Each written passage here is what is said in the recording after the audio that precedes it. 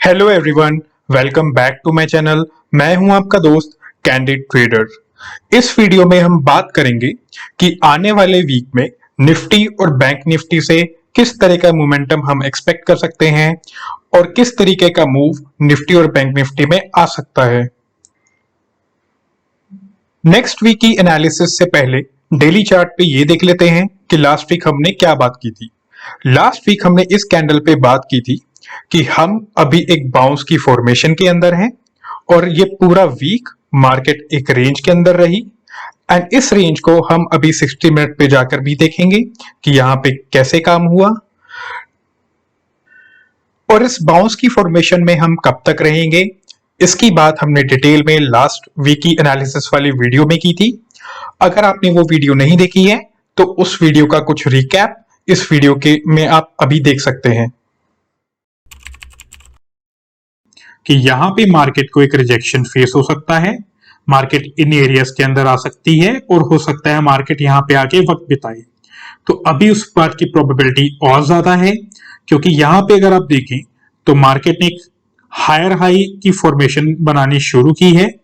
So market में जो cell on rise का सिनेरियो है वो हम तब तक नहीं देखेंगे जब तक मार्केट यहां पर आकर एक प्राइस एक्शन ना बना दे, एक प्राइस पैटर्न ना बना दे, कोई खास तरीके का पैटर्न बनाकर मार्केट लोअर हाई लोअर लो की फॉर्मेशन में जब तक नहीं आएगी हम मार्केट में सेल ऑन राइज का सिनेरियो नहीं देखेंगे। पर हाँ, अभी के लिए मार्केट में दूसरी तरफ का सिनेरियो अभी हम देख सकते हैं और लेकिन तब तक देख सकते हैं जब तक हमें ऊपर कोई प्राइस पैटर्न दिख के प्राइस कंफर्म ना कर दे लोअर हाई लोअर लो की फॉर्मेशन के अंदर। सो अब हम बात कर लेते हैं कि नेक्स्ट वीक क्या होने की प्रोबेबिलिटी ज्यादा है एंड ये भी चेक कर लेते हैं कि जो बाउंस की फॉर्मेशन हो रही थी ये बाउंस कंप्लीट हो चुका है या इसकी फॉर्मेशन अभी भी चल रही है। सो अब हम चलते हैं 60 मिनट के चार्ट पे। अगर हम जनरल सिनेरियो के अंदर देखें तो बाउंस की फॉर्मेशन हमारी तब तक इंटैक्ट थी जब तक हम एक हायर हाई हायर लो की रेंज में चल रहे थे। और अगर हम यहां से बात करें, हमने यहां पे जब बात की थी तो यहां से हम एक हायर हाई हायर लो के सिनेरियो में एंटर कर चुके थे और यहां तक हम बिल्कुल एक हायर हाई हायर लो के सिनेरियो में थे। अब हम यहां पे कुछ इंपॉर्टेंट पॉइंट्स की बात कर लेते हैं जिनसे हम वैलिडेट कर पाएंगे कि बाउंस के अंदर जो बाय ऑन डिप की हमने लास्ट टाइम बात की थी वो सिनेरियो अभी भी इंटैक्ट है या नहीं। और साथ ही हम ये भी बात कर लेते हैं कि बाउंस की फॉर्मेशन कंप्लीट हो चुकी है या नहीं। पहले पॉइंट के अंदर अगर हम गौर से देखें तो यहां पे हम एक हायर हाई के अंदर थे, उसके बाद मार्केट ने यहां पे एक पॉज लिया, एक पुल बैक लिया, उसके बाद मार्केट ने यहां पे एक अप मूव दिया।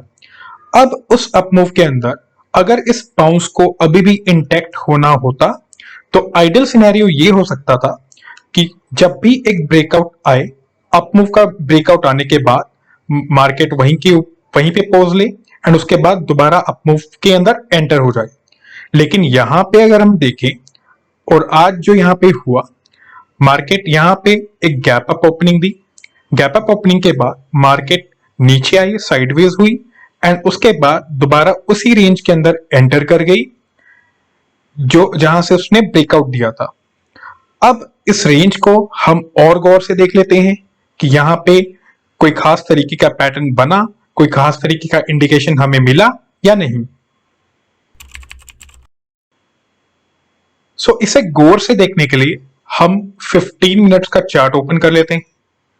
अगर हम इस रेंज को गौर से देखें और जनरल सिनेरियो से समझने की कोशिश करें तो जब भी मार्केट एक रेंज के अंदर होती है और नेक्स्ट डे एक गैप अप ओपनिंग से ब्रेकआउट देती है तो जनरली देखा जाता है कि मार्केट एक डिप लेती है और जो एक रेजिस्टेंस जोन था मार्केट वहीं तक डिप लेकर अप मूव को कंटिन्यू करती है। लेकिन अगर हम यहां पे देखें तो इस रेजिस्टेंस जोन से मार्केट यहां पे डिप लिया लेकिन यहां पे मार्केट का अप मूव दोबारा कंटिन्यू नहीं हो पाया और इस हाई को ब्रेक नहीं कर पाया और उसके बाद मार्केट लोअर हाई लोअर लो की फॉर्मेशन के अंदर एंटर कर गई और इस रेंज के अंदर दोबारा से एंटर कर गई। अगर हम एक दूसरे फैक्टर की बात करें तो हमने लास्ट टाइम भी डिस्कस किया था कि मार्केट डेली की 200 से एक रिजेक्शन ले सकती है, और आज देखने को वैसा ही मिला। मार्केट डेली की 200 के आसपास ओपन हुई एंड वहां से एक रिजेक्शन लेके एक रेड कैंडल फॉर्म कर दी। तो अगर इन सभी पॉइंट्स और फैक्टर्स को हम देखें तो हम ये एनालाइज कर सकते हैं कि जो हम बाउंस की फॉर्मेशन में चल रहे थे वो बाउंस अब ऐसा हो सकता है कि यहां पे कंप्लीट हो गया हो, और आने वाले वीक के अंदर किस तरह की प्रोबेबिलिटीज हमें देखने को मिल सकती हैं, अब उस चीज की बात कर लेते हैं। अगर हम सभी फैक्टर्स को ध्यान में रखें तो हम ये एनालाइज कर सकते हैं कि मार्केट पहले एक बड़े ट्रेंड में लोअर हाई लोअर लो के अंदर है। उसके बाद जो हमने बाउंस की फॉर्मेशन की बात की थी वो बाउंस यहाँ पे हमें कंप्लीशन की तरफ दिखाई दे रहा है, और आने वाले वीक के अंदर अब जो प्रोबेबिलिटीज हैं सबसे पहले उनकी बात कर लेते हैं।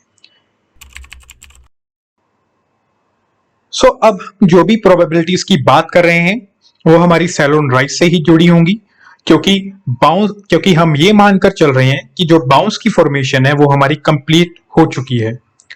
जैसा कि हम मंडे को एक्सपेक्ट कर सकते हैं, पहली प्रोबेबिलिटी ये है कि मार्केट इन लेवल्स के आसपास ओपन हो और यहां पे मार्केट कुछ वक्त बिताए, और यहां पे वक्त बिताने के बाद मार्केट यहां से ब्रेकडाउन दे दे। सेकंड प्रोबेबिलिटी इस चीज की है कि हम इसी एरिया के आसपास ओपन हो एंड यहां से एक बाउंस लें।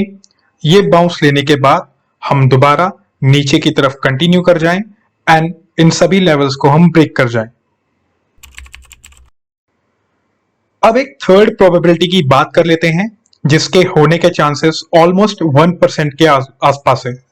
वो प्रोबेबिलिटी उन लोगों के लिए है जो ये मान रहे हैं कि मार्केट एक बुल फेज के अंदर है और मार्केट बाय ऑन डिप में है। उन लोगों के लिए ये कह सकते हैं कि मार्केट यहां तक आ जाए और उसके बाद मार्केट ये वाला लेवल ब्रेक करके ऊपर की तरफ कंटिन्यू कर दे। लेकिन इस चीज के होने की प्रोबेबिलिटी ऑलमोस्ट 1% के आसपास है, यानी कि ना के बराबर है। क्योंकि अगर आप डेली टाइम फ्रेम पे देखेंगे तो डेली टाइम फ्रेम पे हमें 200 की मूविंग एवरेज के आसपास से रिजेक्शन मिला है। और अगर आप जेनेरिक सिनेरियो में बात करें तो अगर मार्केट को ऊपर जाना था तो मार्केट यहां पे पोज लेकर मार्केट ने यहां पे अपमूव को कंटिन्यू क्यों नहीं किया। तो अगर जो लोग ऐसा सोच रहे हैं कि मार्केट फिर से ऊपर चली जाएगी एंड इन लेवल्स को ब्रेक कर देगी, उन्हें एक बार फिर से सोचना चाहिए कि अगर मार्केट को ऊपर जाना था तो आज उसके पास सबसे अच्छा मौका था। मार्केट यहां पे पोज लेके मार्केट यहां से फिर से एक अपमूव कंटिन्यू कर सकती थी। आप प्रीवियस एग्जांपल अगर देखें तो मार्केट ने यहां पे भी एक गैप अप ओपनिंग दी थी, मार्केट ने पोज लिया और मार्केट ने दोबारा अपमूव कंटिन्यू किया, लेकिन यहां पे आज हमें ऐसा देखने को नहीं मिला। तो इसीलिए हम ये जो थर्ड प्रोबेबिलिटी है इसको सिर्फ 1% ही हम मानेंगे कि ऐसा हो सकता है कि ये जो ऊपर वाला हाई है ये ब्रेक हो जाए, जिसके चांसेस बिल्कुल ना के बराबर हैं। हमने आने वाली वीक में जो भी प्रोबेबिलिटीज हो सकती हैं उन सभी की बात कर ली है। अब एक बार बैंक निफ्टी को भी देख लेते हैं कि बैंक निफ्टी में किस तरह से काम हुआ।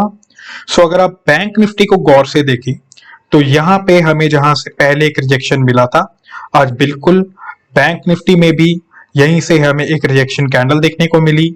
और अगर आप गौर से देखें तो ये जो 4-5 दिन की रेंज थी, बैंक निफ्टी ने एक कैंडल से इन सभी 4-5 कैंडल्स को खत्म कर दिया। और अगर हम इसे 60 मिनट पे जाकर देखें तो बैंक निफ्टी ने जो ये बाउंस था, जो एक हायर हाई की फॉर्म में चल रहा था, इस लो को काटने के बाद ये इंडिकेशन दे दिया है कि ये बाउंस ऑलमोस्ट कंप्लीट हो चुका है। आने वाले वीक में निफ्टी और बैंक निफ्टी हम दोनों में सेल ऑन राइज के सिनेरियोस को देख सकते हैं। ये थी आज की एनालिसिस निफ्टी और बैंक निफ्टी से रिलेटेड। अगर आपको वीडियो अच्छी लगी तो आप वीडियो को लाइक करें एंड चैनल को सब्सक्राइब करें, और नेक्स्ट वीक की एनालिसिस के लिए भी आप इस चैनल को सब्सक्राइब कर सकते हैं। आप कमेंट करके जरूर बताइएगा कि एनालिसिस आपको कैसी लगी। अगर आप कोई पॉइंट ऐड ऑन करना चाहते हैं तो आप कमेंट्स में कर सकते हैं कि अगर मैंने कोई पॉइंट मिस किया हो तो। Thank you so much. Stay tuned for the next video.